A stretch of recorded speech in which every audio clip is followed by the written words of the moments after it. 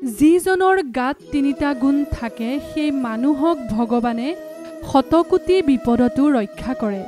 এই তিনিটা গুণ থকা মানুহৰ জীৱনলৈ যিমান ডাঙৰ ধুমুহা নাহক কিয় ভগৱানে শেষ মুহূৰ্তত হ'লেও থাপ মাৰি ধৰে। আপোনাৰ লগতো বাৰু কেতিয়াবা এনেকুৱা হৈছেনে? ডাঙৰ এটা বিপদ আহিছিল আৰু বৰ বিশেষ একো ক্ষতি নোহোৱাকৈয়ে আপুনি উদ্ধাৰ হৈ গ'ল। মনত পেলাওকচোন, যিজনৰ গাতেই এই তিনিটা গুণ থাকে তেওঁকেই ভগৱানে সকলো বিপদৰ পৰা ৰক্ষাও কৰে। আৰু এই তিনিটা গুণ থকা মানুহক হেনো সহায় কৰিবলৈ স্বয়ং ভগৱান নিজে আহে। আমি সকলোৱে এটাই বিচাৰোঁ, ভগৱানে যাতে আমাক বিপদ বিঘিনিৰ পৰা বচাই ৰাখে। সকলো অপায় অমংগলত যাতে ভগৱান আমাৰ লগত থাকে, সেয়াই আমি প্ৰতিজনে অন্তৰৰ পৰাই কামনা কৰোঁ। কিন্তু সকলোকে জানো ভগৱানে অপায় অমংগলৰ পৰা ৰক্ষা কৰে? আমাৰ মাজতে এনেকুৱা বহু লোক আছে যি ভগৱানক প্ৰতিদিনেই পূজা প্ৰাৰ্থনা কৰে, কিন্তু তাৰ পিছতো বিপদৰ সময়ত বা সংকটৰ সময়ত তেওঁলোকক ৰক্ষা নকৰে। ইয়াৰ প্ৰকৃত কাৰণ কি বাৰু? যদি নিয়মিত পূজা প্ৰাৰ্থনা কৰাৰ পিছতো ভগৱানে সহায় নকৰে, তেন্তে ভগৱানে কেনেকুৱা মানুহক সহায় কৰে? যদি ভগৱানক আপুনি শুদ্ধ অন্তৰেৰে বিশ্বাস কৰে, তেন্তে কমেণ্টত জয় শ্ৰীকৃষ্ণ বুলি লিখিবলৈ নাপাহৰিব। তেতিয়া আপুনি বুজিব ভগৱানে কোনজন মানুহক বিপদত থাপ মাৰি ধৰে আৰু তাৰ বাবে সেই মানুহজনৰ কি কি গুণ থাকিব লাগে। যদি আপোনাৰ গাতো এই গুণ আছে, তেন্তে আপোনাকো বিপদত থাপ মাৰি ধৰিব প্ৰভু ভগৱন্তই। কি কি গুণ থাকিব লাগিব সেয়া জানিবলৈ ভিডিঅ'টো শেষলৈকে চাওক। প্ৰথম কথাটো হ'ল, পূজা প্ৰাৰ্থনা কৰিলেই ভগৱানে সহায় কিয় নকৰে বা কিয় চকু মেলি নাচায়? আৰু কোনজন মানুহৰ লগত ভগৱান অনবৰতে ছাৰ দৰে লাগি থাকে বা তেওঁক সঠিক পথেৰে আগুৱাই নিয়ে? এই সকলোবোৰৰ উত্তৰ ভগৱান শ্ৰীকৃষ্ণই অৰ্জুনক দিয়া মূল্যৱান জ্ঞানৰ মাজতেই আমি বিচাৰি পাম। ভগৱান শ্ৰীকৃষ্ণই গীতাৰ মাধ্যমেৰে অৰ্জুনক যি জ্ঞান দিছিল, সেই জ্ঞান লৈ যদি জীৱনটো আমি আগুৱাই নিব পাৰোঁ, তেতিয়াই আমি ভগৱানৰ অসীম কৃপা লাভ কৰিব পাৰিম। কি গুণ থাকিব লাগিব আপোনাৰ গাত? মূল কথাটো হ'ল ঈশ্বৰৰ ওপৰত বিশ্বাস আৰু আস্থা। হয়তো আজি আপুনিও ক'ব, ভগৱানক মই বহুত বেছি বিশ্বাস কৰোঁ। সকলোৱেই ক'ব ভগৱানক বিশ্বাস কৰোঁ বুলি, কিন্তু চাবচোন, যেতিয়াই আমাক বেয়া পৰিস্থিতিয়ে ঘেৰি ধৰে, চাৰিওফালে যেতিয়া আমি অন্ধকাৰ দেখোঁ, নিজক চম্ভালিব নোৱাৰা এক অসহায় পৰিস্থিতিৰ সৃষ্টি হয়, তেতিয়াই কিন্তু আমি ভগৱানক দোষ দিয়া আৰম্ভ কৰোঁ। ঈশ্বৰৰ প্ৰতি থকা আমাৰ বিশ্বাস হেৰাই যায়। আমি জীৱনত সন্মুখীন হোৱা সকলো বেয়া পৰিস্থিতিৰ বাবে ভগৱানকেই দোষাৰোপ কৰি আমি খং ক্ষোভতে ভগৱানৰ নাম ল'বলৈও পাহৰি যাওঁ, বা সেয়া আমি ইচ্ছাকৃতভাৱেও কৰি আহিছোঁ।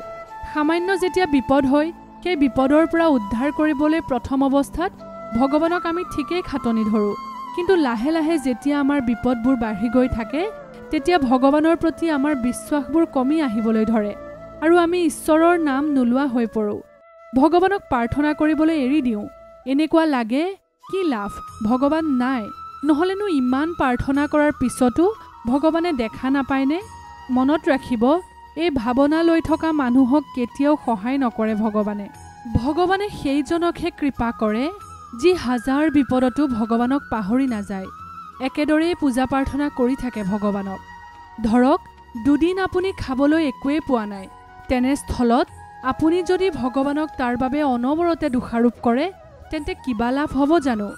ইয়াৰ বিপৰীতে যদি সকলো ঈশ্বৰৰ ইচ্ছা বুলি ধৰি লয়, তেন্তে ৩ নম্বৰ দিনটোত কিন্তু কেতিয়াও আপুনি লঘোণে থাকিবলগীয়া নহয়। এইখিনি হৈছে বিশ্বাস।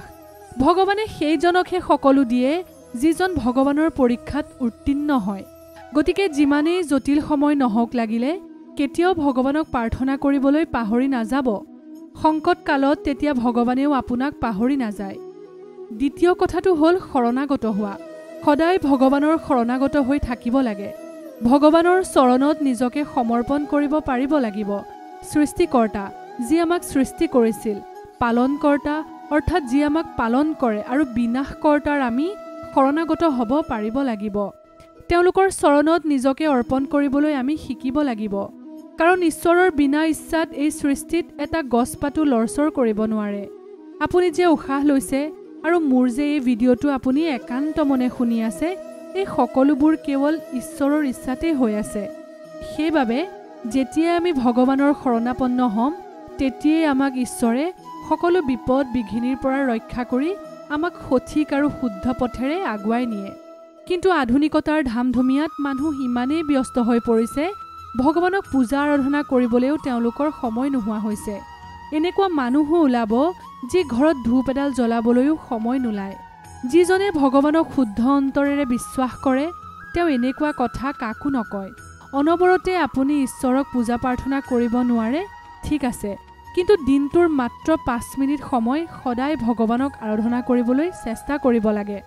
চেষ্টা নহয়, আপুনি কৰিবই লাগে। যেতিয়া আপুনি দিনটোৰ এটা নিৰ্দিষ্ট সময়ত ভগৱানক আৰাধনা কৰিব, তেতিয়াই ভগৱানে আপোনাক এটা সঠিক বাট দেখুৱাব, যি বাটেৰে গ'লেহে আপুনি মুক্তি লাভ কৰিব পাৰিব। যিজনে ভগৱানক গভীৰভাৱে বিশ্বাস কৰে, প্ৰতিটো খোজতে ভগৱানৰ নাম লয়, সুখ দুখ হৰ্ষ বিষাদ যিজনে সকলো ভগৱানৰ নামত সমৰ্পণ কৰি দিব পাৰে, সকলো ঈশ্বৰৰ ইচ্ছাতেই হোৱা বুলি যিজনে মানি চলে, সেইজন মানুহেই ঈশ্বৰৰ প্ৰিয় ভক্ত হৈ পৰে। যেতিয়া ঈশ্বৰৰ প্ৰিয় ভক্ত হ'ব পাৰিব, তেতিয়া হাজাৰ বিপদ বিঘিনিও আপোনাক একোৱেই কৰিব নোৱাৰে।